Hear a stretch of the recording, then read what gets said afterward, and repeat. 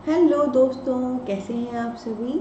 आप सभी का ही हार्दिक स्वागत और हार्दिक अभिनंदन करती हूँ मैं प्रीति मंडियाल, इंडिया के सबसे पहले पॉकेट फ्रेंडली चैनल और ऐप पॉकेट पढ़ाई पर। दोस्तों, आज हम आगे बढ़ेंगे और आज हम लेंगे अपनी एलिजाबेथन यानी कि शेक्सपियरियन एज। ठीक है। और बहुत ही खूबसूरती से हमने अपनी पिछली एज चौसर एज कंप्लीट की है। उसमें चाहे राइटर्स हों, वर्क हो, जो भी कंटेंट हो, तो आई होप आपने प्रॉपर सिस्टमेटिक वे से प्रॉपर सीक्वेंस में उन सब लेक्चर्स को देखा है, अच्छे से नोट्स बनाए हैं। और जो भी मैंने आपको गाइड किया था गूगल से देखना या विकिपीडिया या ब्रिटानिका से, वो आपने कर लिया है।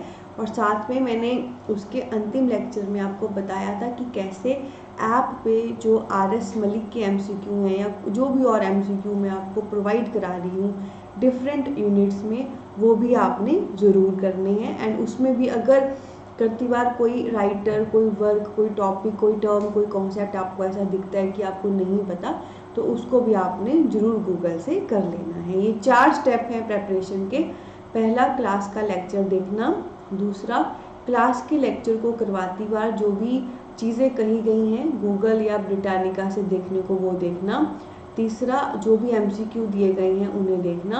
और चौथा, MCQ में कोई भी अगर राइटर या वर्क, कोई भी टर्म या कॉन्सेप्ट आपको लगे कि आपने नहीं पढ़ा है, उसको भी गूगल से सर्च करना। और जो भी 4 या 5 बातें उसके बारे में आ रही हैं उन्हें नोट डाउन करना। ठीक है। और इन चारों स्टेप में जंप नहीं मारना है कोई। पहला क्लास का लेक्चर ही है, दूसरा उसी को गूगल से देखना है, तीसरा MCQ ही है, चौथा उसको गूगल से देखना है। एकदम अगर आप जंप मारोगे, कुछ आगे पीछे करने की कोशिश करोगे, फिर आपकी जो तैयारी जो मैंने एक प्रॉपर सोची है सिस्टमेटिक, वो नहीं हो पाएगी और दिक्कत हो जाएगी। ठीक है। ये चीज़ मैं आपको क्यों बोल रही हूँ, क्योंकि ये एक लेक्चर जो है, कोई भी लेक्चर मेरा होता है, इट्स नॉट ओनली कि मैं आपको पढ़ा के निकल जाऊँ, it's like I have to keep you on track. ठीक है। आपको ट्रैक पे रहना है। और जो मेरा प्रॉमिस है कि इस कोर्स को करने के बाद आपको कुछ और करने की जरूरत नहीं है, इसे ही अच्छे से करें, वो भी फिर निभ जाएगा। तो आइए ज़्यादा देरी ना करते हुए आज की जो हमारी एज है एलिजाबेथन एज, उसे हम लेना शुरू करते हैं। तो दोस्तों, सबसे पहले मैं आपको बताती हूँ कि ये एज कौन सी है, इसे एलिजाबेथन एज क्यों कहते हैं, इसका टाइम पीरियड क्या है। तो एक बात का तो आप ध्यान रखिए, जैसे पीछे हमने चौसर एज की थी, क्योंकि वो चौसर के नाम पे वो मेन राइटर था उस एज का, और हमने उसे चौसर एज कह दिया। ठीक है। वैसे ही ये अब हमारी सेकेंड एज है जो चौसर के बाद आती है, जिसे हम कहते हैं एलिजाबेथन एज। ठीक है। या इसे ही हम कहते हैं शेक्सपियरियन एज। एलिजाबेथन एज क्यों कहते हैं, क्योंकि ये वो समय था जब इंग्लैंड की रानी एलिजाबेथ थी। और शेक्सपियरियन एज क्यों कहते हैं कि इस समय जो मेन राइटर थे, जो प्रोमिनेंट राइटर थे, वो शेक्सपियर थे। जैसे पीछे चौसर एज में मेन राइटर चौसर थे, वैसे इस एज में मेन राइटर हमारे शेक्सपियर थे। तो अगर मैं इस समय की रानी जो हुई हैं उनके नाम पर नाम रखूं एज का, तो it will be Elizabethan age. और अगर मैं बात करूं कि इस समय कौन से मतलब राइटर प्रोमिनेंट रहे हैं, तो डेट इज शेक्सपियरियन एज। ठीक है। तो ये एलिजाबेथन एज जो है, ये हमारी एलिजाबेथन रानी है। ठीक है। उनके नाम पे पड़ा है। और दोस्तों, इसका जो समय है बेसिकली वो 1558 से लेकर 1603 है। ठीक है। 1558 से लेकर 1603 है। 1558 से 1603 ये क्यों है, क्योंकि 1558 1558 में एलिजाबेथ जो है वो रानी बनी थी दोस्तों। ठीक है। और 1603 में उनका रानी का समय खत्म हो गया था। तो एग्जैक्ट वो समय जब वो अपनी गद्दी पे बैठी और गद्दी से उठ गई, उस एग्जैक्ट समय को 1558 से 1603 के समय को हम एलिजाबेथन एज कहते हैं। आगे दोस्तों, खास बात मैं आपको बताना चाहती हूँ कि इसी एलिजाबेथ को मैंने जस्ट अभी बताया, हम इसको शेक्सपियरियन एज भी कहते हैं, क्योंकि अगर इस समय एलिजाबेथन रानी थी तो शेक्सपियर जो है इस एज के मेन राइटर थे। और ईयर तो आपको पता लग ही गया, 1558 से 1603, जो बेसिकली रेन का पीरियड है, जो शासन का पीरियड है एलिजाबेथन का। नेक्स्ट दोस्तों, इस एज की खास बात क्या है, इसमें ड्रामा बहुत ज़्यादा प्रचलित हुआ था, ड्रामा बहुत ज़्यादा पीक पे गया था। ठीक है, जैसे अगर मैं इससे ठीक पीछे की एज लूँ, चौसर एज, तो जो भी है इंग्लिश की बिगिन ही चौसर एज से हुई है, चौसर ने बिगिन की इंग्लिश की।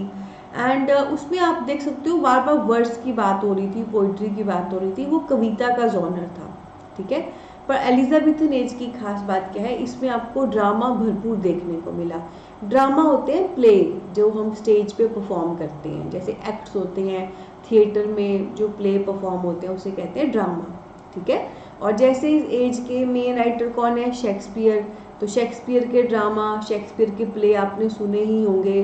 बहुत एक पॉपुलर ड्रामा है रोमियो जूलियट, है ना। जो इंग्लिश लिटरेचर का स्टूडेंट नहीं भी होता उसको भी पता होता है कि हाँ कोई रोमियो जूलियट है, छोटे से बच्चे को भी पता होता है। ठीक है, तो रोमियो जूलियट जो है वो एक ड्रामा ही है, एक प्ले ही है, one of a popular play by Shakespeare.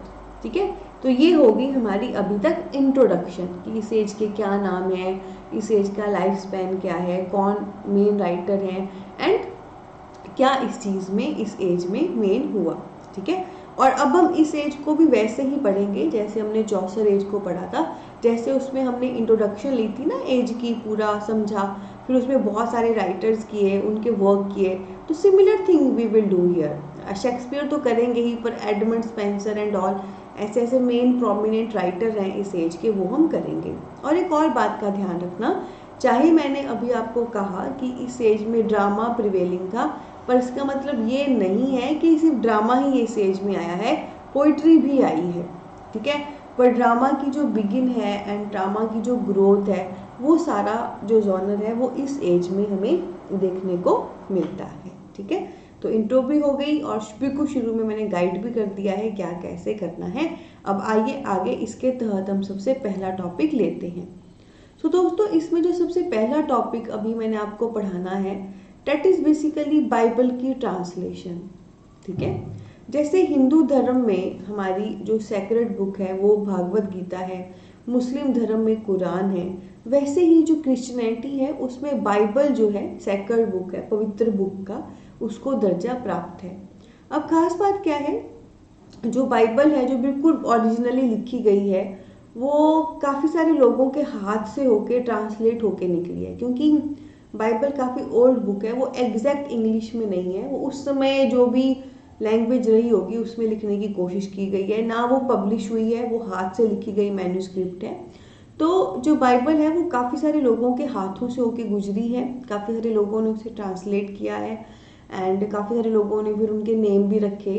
ठीक है, तो अब हम पूरा जो बाइबल की ट्रांसलेशन है उसके बहुत ही इम्पॉर्टेंट एस्पेक्ट्स करने वाले हैं, और आपके सामने ये जो नोट्स हैं ये बहुत ही short crisp and point to point हैं जो मैं आपको समझाऊंगी, जो आपको कहीं नहीं मिलेंगे, जहाँ पे हमें प्रॉपर सीक्वेंस भी मिलेगा कि कब किसने बाइबल की ट्रांसलेशन की, उसके बाद किसने की, ईयर का भी हमें पता लगेगा किस ईयर में वो हुआ, और साथ में जो उनके नेम भी हैं वो भी हमें पता लगेंगे। तो एक एक करके अभी हम सारे करेंगे, तो अभी हम करना शुरू करते हैं। और आपको मैं वही टिप देना चाहूँगी, किसी भी मोमेंट में अगर आपको लगे कि टफ लग रहा है या याद नहीं हो रहा है तो लेक्चर को बार बार रिकॉर्डिंग में सुन लेना, है ना, क्योंकि मैंने क्या निंजा टेक्निक दी है आपको, जितना ज़्यादा आप सुनेंगे, बार बार सुनेंगे, बार बार आपके सेंसेस यूज होंगे, उतना आपके दिमाग में बैठेगा, आपको याद होगा। ठीक है, तो आइए बाइबल की जो भी ट्रांसलेशन हुई हैं, किस किसने की है, कब कब की है, क्या क्या उनके नेम है, क्या उनकी खासियतें हैं,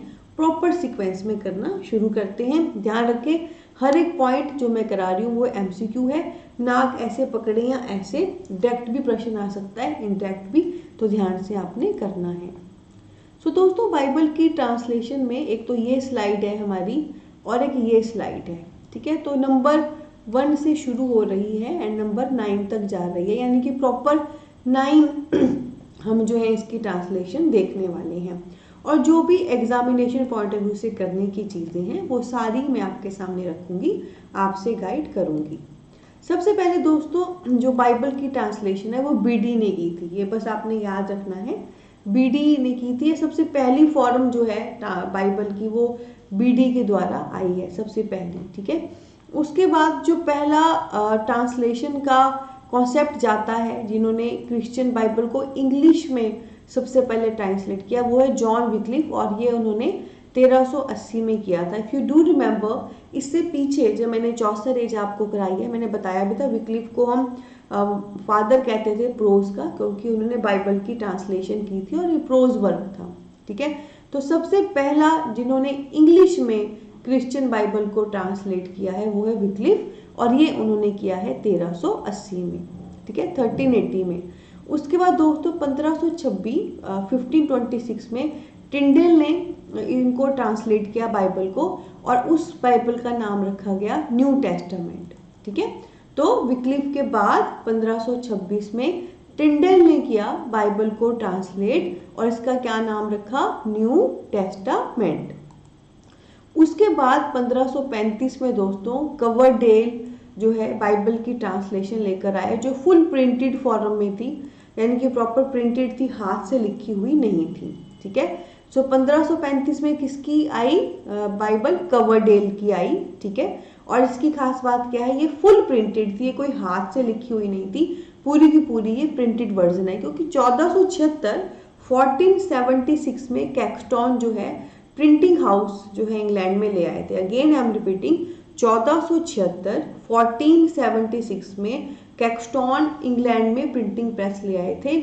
तो जब 1535 में कवरडेल की आई बाइबल, तो वो फुल प्रिंटेड ही निकली, जो भी उन्होंने ट्रांसलेशन की थी वो प्रिंट फॉर्म में निकली। देखो, हाथ से लिखा हुआ मैन्युस्क्रिप्ट होता है, प्रिंट होता है, जो मशीन से पब्लिश हुआ है। हाथ से लिखा हुआ बार बार इतनी सारी कॉपीज बनाना पॉसिबल नहीं होता, डिफिकल्ट होता है, जबकि प्रिंट में आपको वही चीज़ जो है सॉर्टेड हो जाती है। उसके बाद दोस्तों 1537 में जो Bible I, that is Thomas Matthew. ठीक है, 1537 में जो आई वो कौन है, थॉमस मैथ्यू। अभी एक एक बार सीक्वेंस में करते चलो, फिर मैं आपको पूरा गुनगुना के भी दिमाग में बिठाऊंगी, टेंशन नहीं लेनी है। ठीक है, उसके बाद दोस्तों नेक्स्ट है हमारे सामने 1539 में ग्रेट बाइबल आई थी, जो बेसिकली कवरडेल और टिंडल पे बेस्ड थी। तो देखो, कवरडेल की 1535 में आई है, टिंडल की 1526 में आई है। जब हमने उन दोनों को कंबाइन करके एक वर्जन निकाला, उसको हमने नाम दे दिया ग्रेट बाइबल, जो 1539 में आया, और इसमें कवरडेल और टिंडल दोनों शामिल थे। ठीक है, तो कवरडेल और टिंडल की अलग अलग भी आई, फिर बाद में उन दोनों का मिलाकर ही हमने इकट्ठे निकाल दिया 1539 में, जिसे हमने नाम दिया ग्रेट बाइबल। उसके बाद दोस्तों एक बाइबल हमारे सामने है, कैल्विनिस्टिक जिनेवा बाइबल। क्या है, कैल्विनिस्टिक जिनेवा बाइबल, जो बेसिकली 1560 में आई थी। ठीक है, और इसे हम ब्रिचेस बाइबल भी कहते हैं। ब्रिचेस बाइबल क्यों कहते हैं, क्योंकि ये जो बाइबल है ना, फिग लीव्स होते हैं, उनको इकट्ठा सिल के हम उस पर लिख के करते हैं। तो फिग लीफ ना, फिग एक प्रकार का आपका प्लांट है, उसके पत्तों पे ये लिखी गई है। ठीक है, तो ये जो कैल्विनिस्टिक जिनेवा बाइबल है, जो 1560 में आई है, ये कोई नॉर्मल बाइबल नहीं है, ये पत्तों को इकट्ठा करके उस पर लिखी गई है। ठीक है, तो इस वजह से हम इसे ब्रिचेस बाइबल भी कहते हैं। ब्रिचेस बाइबल का मतलब है जो प्लांट्स पत्तों पे लिखी गई हो। ठीक है, और किसके पत्ते इकट्ठे किए गए, फिग लीव्स इसमें इकट्ठे किए गए हैं। तो एक प्रश्न मैं आपको घर के लिए दे रही हूँ, आपने सर्च करना है कि फिग क्या होता है। लीव्स तो पत्ते हो गए, फिग कौन सा पौधा है, बरगद का है, किसका पौधा है जिसके पत्तों पे ये लिखी गई है। ठीक है, उसके बाद दोस्तों 1568 में जो बाइबल आई, डेट ऑफ बिशॉप की बाइबल, बिशॉप ने भी मतलब ट्रांसलेट करके हमें 1568 में दी। और जो प्रॉपर ऑथराइज्ड बाइबल है वो 1611 में आई थी, जो जेम्स वन ऑफ स्कॉटलैंड ने दी थी। जेम्स वन ऑफ स्कॉटलैंड अगर आपको याद हो, है ना, हमने इन्हें स्कॉटिश चौसेरियन में पढ़ा था, तो वो 1611 में प्रॉपर ऑथराइज्ड बाइबल का वर्जन लेकर आए, जिसे कहीं ना कहीं हम आज तक फॉलो करते हैं। ठीक है, उसी में ही थोड़े बहुत चेंजेस एंड मॉडिफिकेशन है, वही हम आज तक फॉलो करते हैं। ठीक है, तो you can see the whole journey, 9 steps आए, अलग अलग ईयर्स आए, अलग अलग लोग आए, एंड उन्होंने बाइबल हमें दी। तो एक तो मैंने फिग लीव्स वाला आपको घर से सर्च करने को कहा है, और दूसरा ये जो मैंने बताया 9th नंबर पे कि ऑथराइज्ड बाइबल 1611 में आई है, स्कॉटलैंड के जेम्स वन ने दी है, इसे आपने चेक करना है। दिस इज अ प्रश्न फॉर यू फॉर होम कि क्या वाकई जेम्स वन ऑफ स्कॉटलैंड ने बाइबल दी है या किसी और ने दी है, और आपने मुझे बताना है। ठीक है, तो ये हमने एक एक करके स्टेप बाय स्टेप कर लिया। अब हम इनको थोड़ा गुनगुनाएंगे दोस्तों और दिमाग में बिठाएंगे। ठीक है, तो जब कभी एक ही चीज के इतने सारे पार्ट्स होते हैं, जैसे इसमें बाइबल का ही सारा बताया गया है, तो चलो मैंने एक एक करके अभी आपको समझा दिया, आपके माइंड में बिठाने के लिए चीजें रिपीट की। अब हम थोड़ा सा निंजा टेक्निक अपनाएंगे कि जो भी ईयर्स हैं, राइटर्स हैं, वर्क है, नेम है, उनको गुनगुनाएंगे। ठीक है, तो आप जहाँ पे भी हो सभी अपनी सीट की पेटियां बांध लीजिए। आइए जयकारा शेरा माता काली का लगाते हैं, इनको गुनगुनाते हैं और दिमाग में बिठाते हैं। ध्यान रखना बहुत जोर से मत बोलना, उससे आप थक जाओगे, पर साथ साथ में आप बोलना जरूर, क्योंकि जितना आपकी आंखें इसको देख रही हैं, मुझे देख रही हैं, आपको सुनाई दे रहा है, आप साथ में बोल रहे हो, आपकी अपनी आवाज आपके कान में जा रही है, उतना आपको पक्का याद हो जाएगा। करें फिर शुरू, चलो। बीडी बीडी बीडी बीडी बीडी बीडी बीडी बीडी Wycliffe 1380 first Bible translation into English. Wycliffe 1380 first translation Bible into English. Wycliffe 1380 first translation Bible into English. Wycliffe 1380 first translation Bible into English. Tyndale 26 New Testament. Tyndale 26 New Testament. Tyndale 26 New Testament. Tyndale 26 New Testament. Coverdale 35 full printed. Coverdale 35 full printed. Coverdale 35 full printed. Coverdale 35 full printed. Thomas Matthew सेंती सेंती। Thomas Matthew सेंती सेंती। Thomas Matthew सेंती सेंती। Thomas Matthew सेंती सेंती। Thomas Matthew सेंती सेंती। थॉमस मैथ्यू सेंती सेंती। इसमें आप ध्यान सकते हो मैंने 15-15 नहीं बोले, क्योंकि 15 सब में कॉमन था, 26 35 37 बोले। तो ये भी एक टेक्निक होती है। शुरू के कुछ ईयर्स अगर आप चाहें स्किप कर सकते हो तो कर लो, और वो पोर्शन याद रखो कि पेपर में क्लिक हो जाए। उसके बाद देखिए आगे, great Bible 39 based on Coverdale and Tyndale. Great Bible 39 based on Coverdale and Tyndale. Great Bible 39 based on Coverdale and Tyndale. Great Bible 39 based on Coverdale and Tyndale. Calvinistic Geneva Bible 60 British Bible fig leaves together। Calvinist Geneva Bible 60 British Bible fig leaves together। Calvinist Geneva Bible 60 British Bible fig leaves together। Calvinist Geneva Bible 60 British Bible fig leaves together। Calvinist Geneva Bible 60 British Bible fig leaves together। Bishop 68 Bishop 68 Bishop 68 Bishop 68 Bishop 68 Bishop 68 Bishop 68 Bishop 68। Authorized Bible 1611। Authorized Bible 1611। Authorized Bible 1611। Authorized Bible 1611। Authorized Bible 1611।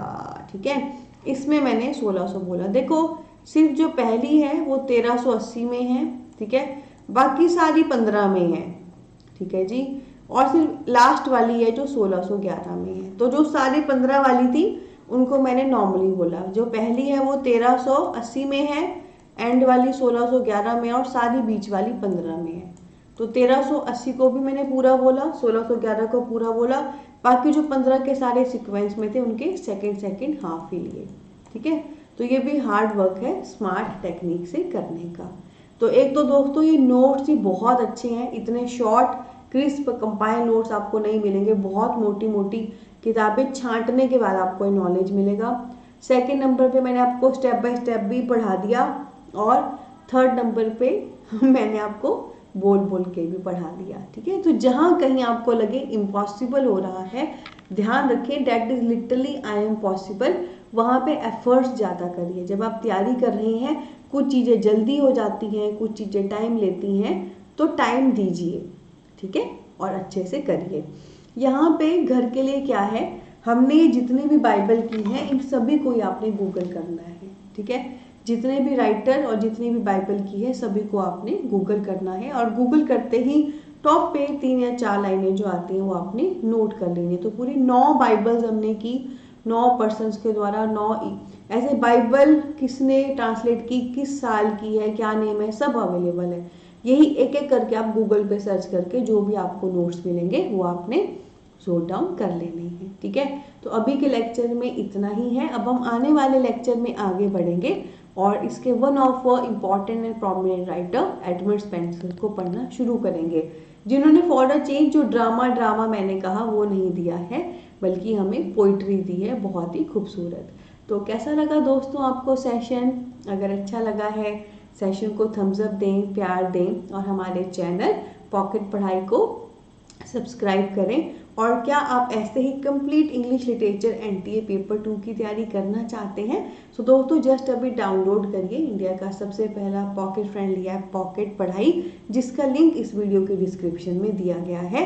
हमारा contact number भी available है। Complete course English NTA paper 2 पे pocket friendly rate पे आप सबका wait कर रहा है। और साथ में बहुत खूबसूरत परिवार है हमारा, फेसबुक, इंस्टा, टेलीग्राम पे, वहाँ भी हमें फॉलो करें। जो लिंक है वो वीडियो के डिस्क्रिप्शन में दिए गए हैं। बहुत सारा प्यार, बहुत सारी ब्लेसिंग। Take care. मिलते हैं एक और ऑसम ब्लॉसम सेशन के साथ, जहाँ पे भरपूर मस्ती होगी, प्यार होगी, मोहब्बत होगी, गाइडेंस होगी, पॉजिटिविटी होगी, और दिल से दिल तक कनेक्शन और मोटिवेशन होगी। Take care.